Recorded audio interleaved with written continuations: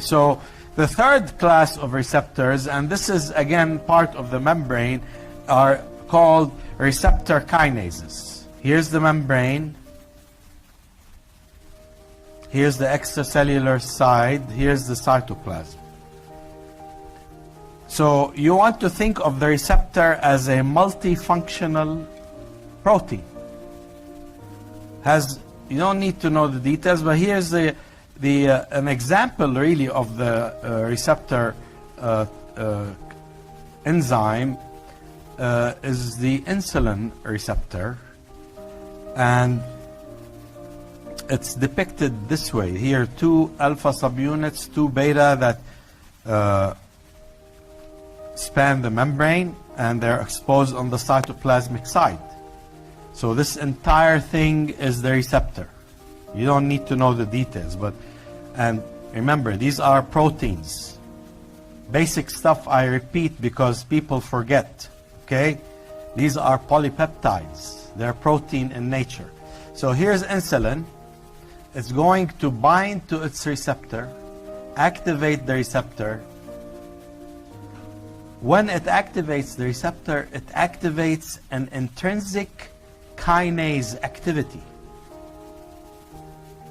And that kinase activity, you all remember what kinases do. They add a phosphate, typically, to a protein or an enzyme at hydroxyl residues, most likely.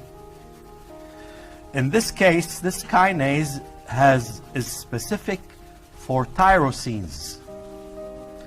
So when you activate the insulin receptor, you activate the tyrosine kinase activity of that receptor. I want you to appreciate that in that beta subunit shown here, this is again a polypeptide. There are several tyrosine residues, part of that polypeptide. They get phosphorylated by the intrinsic kinase activity of the receptor. That's called autophosphorylation, meaning the receptor phosphorylates its own subunits on specific tyrosine residues. These aren't loose tyrosines. They're part of the receptor itself, of the polypeptide making up the beta subunits. Very important. So that is a sign that the receptor has been activated by activating the tyrosine kinase activity. The tyrosine kinase then can phosphorylate other intracellular proteins on tyrosine residues, changing their activity. Some enzymes may be activating, inhibiting, some changing the way they associate with other proteins and so on. But the key thing is you activate once the insulin binds to its receptor. The first thing that gets activated is the intrinsic tyrosine kinase activity of the receptor. Okay?